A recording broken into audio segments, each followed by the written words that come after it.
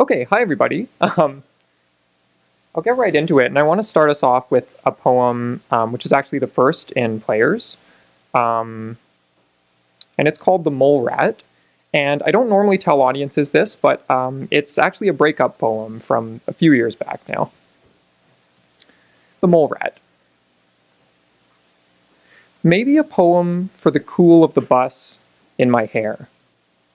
Like the whole network of hidden bloodlines in clear eyes, or the air rattling under the stop collar's words. When a container empties completely, even slightness engorges it, fills out its corners again. A deep network of trust, tensile thin. The mole rat, tunneling in the black dirt, works towards brightness blind. Hands careening and ears blowing up at every new depth. So I'll keep this moving along. I really like to read this poem. It's one of my favorites in the book, and it's called How to Hustle. It's a poem in 6 parts, but taking up on one of my interests that I try to reflect in these poems, it also has an epigraph by none other than Jay-Z. And that epigraph goes like this. I'll sell ice in the winter. I'll sell fire in hell. I am a hustler, baby. I'll sell water to a well. How to hustle. Stones. Remain stony. Harden to any intent.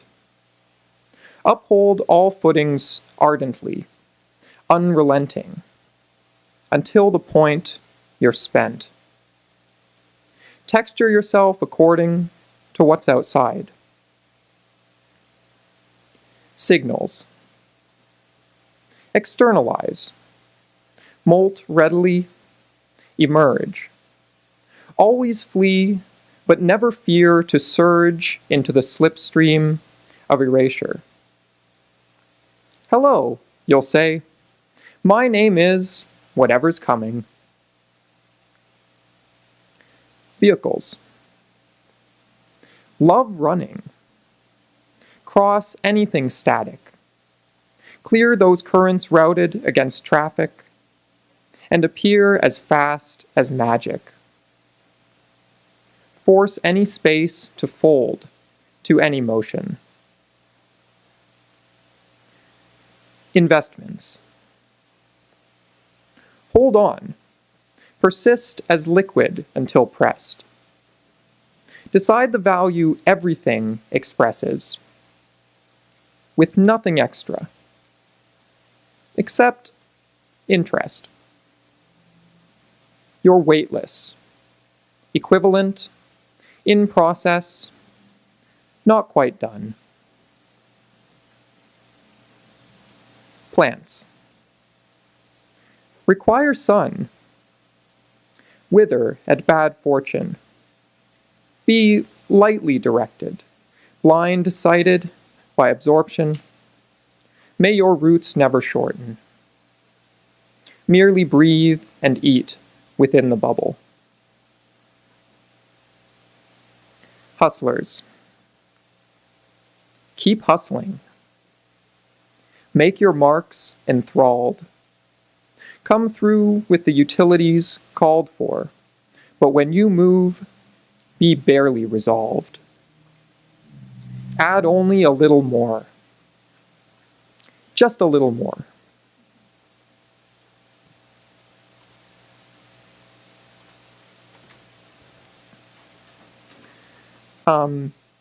This piece is one that it evokes very deep feelings for me, but can't really explain how that comes out of the words I'm about to read for you. So I guess you can sort of let these sit and percolate, within your own minds and hearts, however you'd like.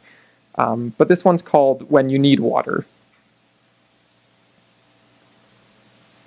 If the CD skipping in my old-time Walkman sounds like water, and the me inside is diving out my breastplate hollow to bathe in the cesspool at the TV, and his skin is pruny as a thumbprint, and the blinking light blinks sky blue, and I'm unpardoned on the wicker sofa.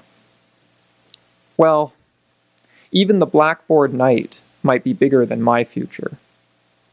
In total, it takes a whole lot of water to breathe. By the power invested, by the energy skittered away along the rivulet of the second dimension of the bare-ass moon, after the water ransacked the follows. Altercations. Darling, you cross at my side until the changing of the water. Though I've never really been there in the moment, and it has never been explained clearly. Hold it a bullet. If the smoke is on the water, if the smoke is beautiful, and by that I mean if the last of the pack tastes a lot like an ice cream sundae, just in time, you've caught me right in the middle of something. 'Cause I'm a stone-cold shame just a-looking for some fame. Or a pointy-haired boss bogarting the water cooler.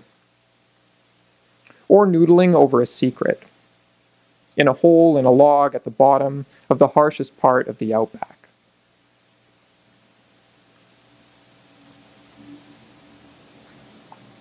Well, it's very reverent in here. I kind of love the silence. I mean, if anyone feels a laugh or something welling up inside them, I'd really encourage that too. I'm really happy to be here. It was a wonderful open mic, and thanks to Pearl for the introduction as well. I was going to talk about how I was described as a conceptual poet on the promotion for this event, which I think is fairly bold, but I also think more or less accurate. So I wanted to talk a little bit about that, even though I think I would rather be a conceptual poem than a conceptual poet. It seems to ring a lot better in my ears. But I do certain kinds of poetic practices that could be called conceptualism to some degree. A lot of them aren't really good to read out loud. They're the kind of things that, to me, manifest on the page of poetry and in the physical object more so than when I'm on stage or when I'm speaking to people. And I do have some projects over at the book table that you might like to flip through. Something I did, which is a little remix of some poetry by Christian Book that I really like and made some slight alterations to, hopefully to give it a new visual effect. And if you want another example of some of the conceptual stuff I've done, just pick up Players and flip to some of the back pages, and you'll see a lot of seemingly random words and letters and numbers that I can explain to you later if you're into that kind of agony.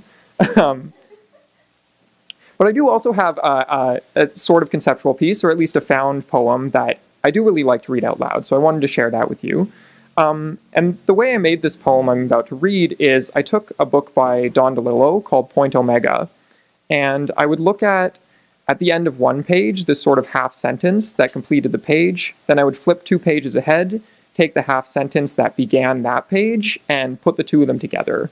And I kept doing that going throughout the whole book so that I have little fragments of DeLillo in the right order, but with huge gaps in between. And what I found is that, to me, they sort of made a different kind of narrative, which was different than the book's original narrative, but I think in many ways also very compelling. So I compiled them together, and I titled them after what I thought that narrative was about. And so you get this poem, which is called I Go to See Them Perform Surgery on My Daughter. When the gallery door slid open and people entered, there was a glancing point. This was Lean, a little nervous. The assistant in the long interval of her unawareness, falling forever. The way a room seems to slide. To feel the body, I'd driven there and looked. In one discussion or another, anywhere and still, the surgeon seemed to be adjusting suffixed forms, footnotes like nested snakes. One of the people he had helped care for had just died of multiple something, and something became morally degraded about my presence in the room. But I didn't feel guilty. Good, bad, whatever, he said.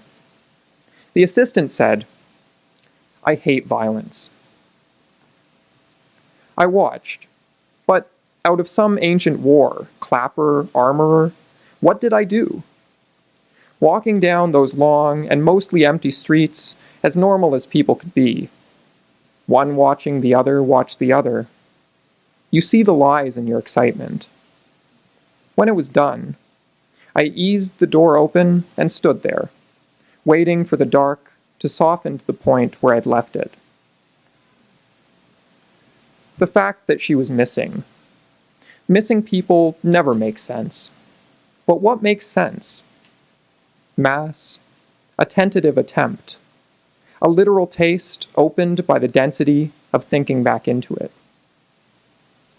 And the poem ends with a sort of epilogue in the third person.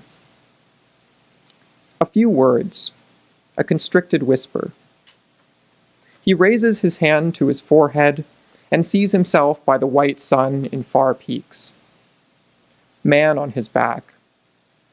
He was still waiting for her, and the lover to talk to the sheriff and the wife.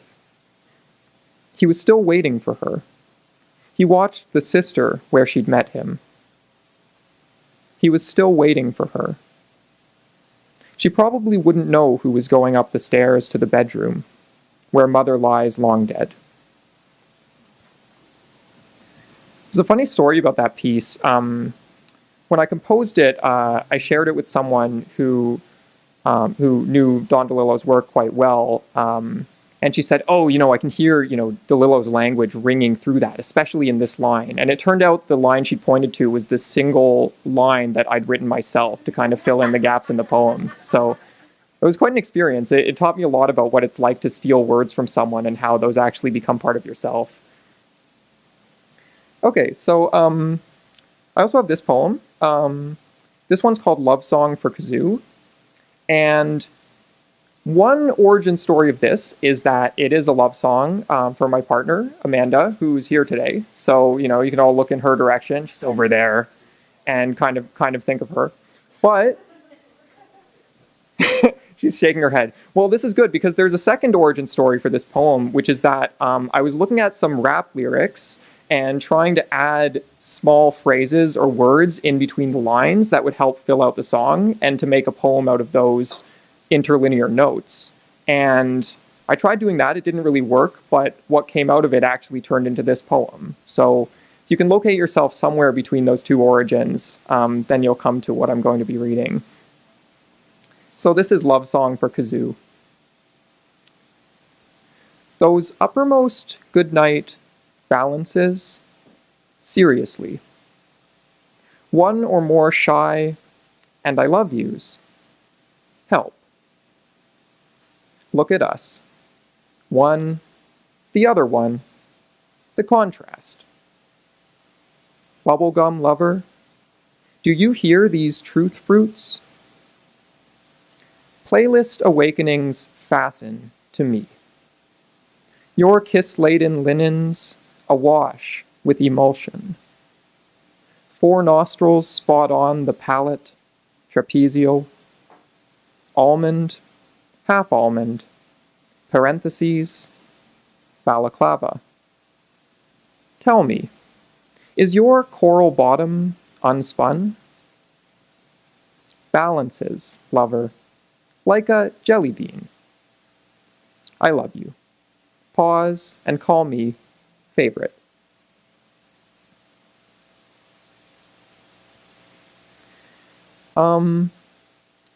I want to do one more from this book before I move to a bit newer material. Does anyone here like MF Doom, hip-hop artist? Yeah, a few hands? Okay. This is my piece. It's called For MF Doom, and that about explains it, especially since I said he was a hip-hop artist. I guess if you don't know who he is, he's known for going on stage wearing this metal mask, and he sort of takes on the personality of Dr. Doom or some other kind of superhero, supervillain kind of character. So this is for MF Doom. The name's Doom, and it will be repeated until the cosmos bow down, and his flow rainbows over all the vegetable gardens in Brooklyn. Face sounding like an oboe, unsung mask, fingers clack-tapping, die-cast, the man hath walked the blast path of God, with a hero's beady eyes sewn in behind his pantyhose.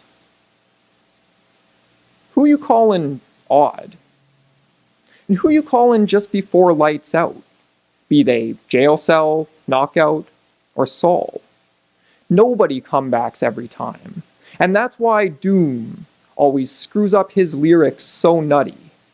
Straight to the martyrdom of groove, while life plays the instrument you've never heard of.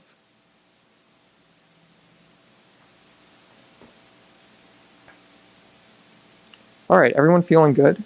Still soaking in the silence here. I want to talk a little bit about this book that I actually did with a bunch of poets in Guelph, Ontario. Sort of shift the mood a little bit and point to some collaborative projects. This is a book done by the Ampersand Collective called Ampersand 2, This Happened to One of Us. And maybe in some ways going along with the sorts of experimental writing I've told you about, this book was our take on confessional poetry. But we wanted to do something a little different with conceptual poetry, where we set up the workshop and we would have one poet from the group write a prompt for a confessional poem that they would want to write about something they experienced in their life. But then we would have everybody in the group write a poem from that prompt as if they had had the experience. So what we ended up with in this book are a few quote-unquote real confessional poems and a bunch of what we call imposter confessional poems, which hopefully are interesting to read on their own right. And of course, we always joke that in this process of trying to write from other people's experiences, we actually learn to be a lot more honest with our own experiences, even through that kind of filter of a made-up scenario. So I wanted to share two poems that I wrote for this book. And the first one is for a prompt which isn't about my own experience, so I'll read that prompt to you. The prompt is called Party. And it goes, "You were 18, showing up late to a party with your best friend and lime tequila slushies. You know nobody. After you leave, your best friend pukes for an hour in front of a synagogue. Neither of you have any money, so you have to wait 3 hours in the dark suburbs for the buses to start. Looking at the lights on the escarpment, you become hyper-aware of the cliched but nonetheless important fact that you will never be this young again."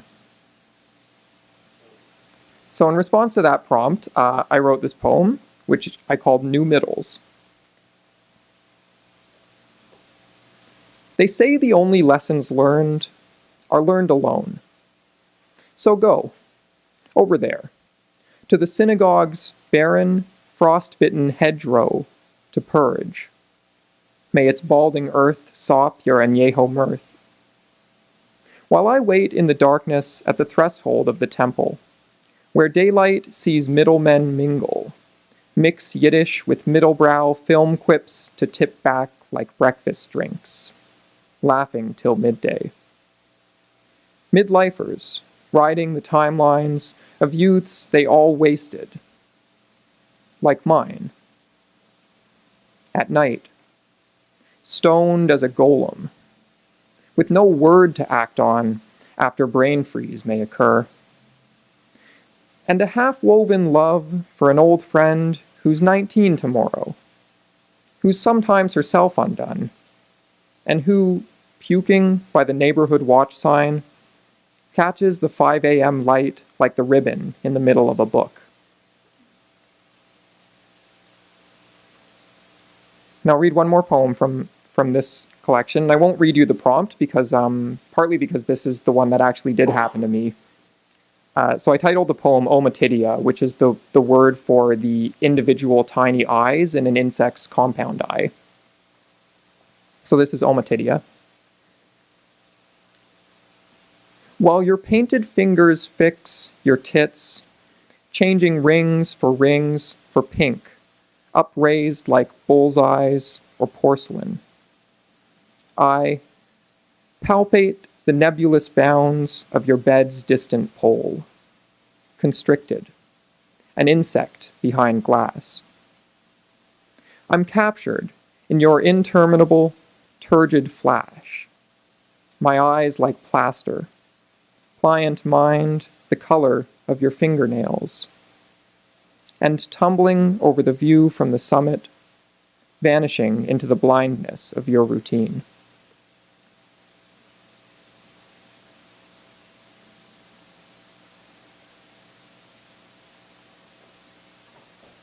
I've been timing myself, but what kind of time are we looking at? 25, 30 minutes, 35, 50 minutes, 2 hours?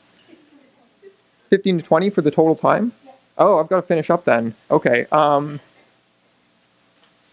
Let's go to this one, because this one's a lot of fun, and I really like to read it because it reflects on a lot of stuff that's been happening in my life as of late.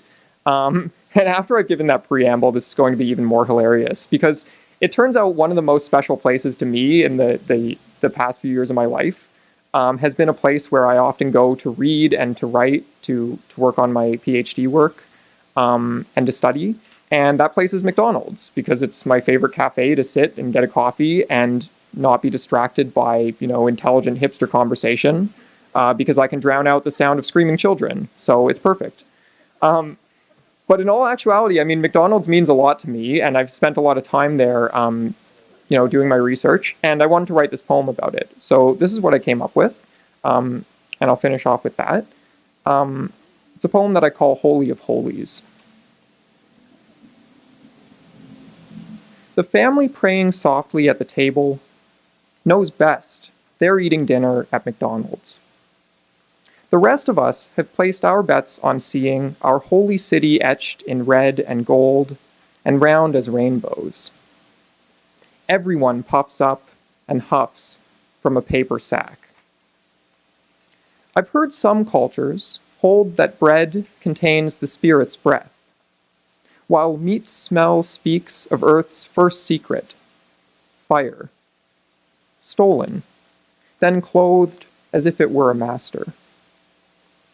I've also heard this place is famous elsewhere, at least with reference to its many copies, carbon-copied meals. The refugees from Syria, for example, after spitting out their sponsor's multi-culti dish, just wished that they'd been taken to McDonald's, which wouldn't have been nearly as expensive. We're all alike, We measure life in small percentages and hope the fullness of instance brings us hope for something else. It just turns out we've thrown away the noun, like 3D printed people counting up our holy holies. But I can't say I'm worried. Overstocked with fraudulent rewards cards from the cousin who doesn't talk about his job, I'm glad to drink my 7 coffees gratis and receive the 8th one free. My holy holy.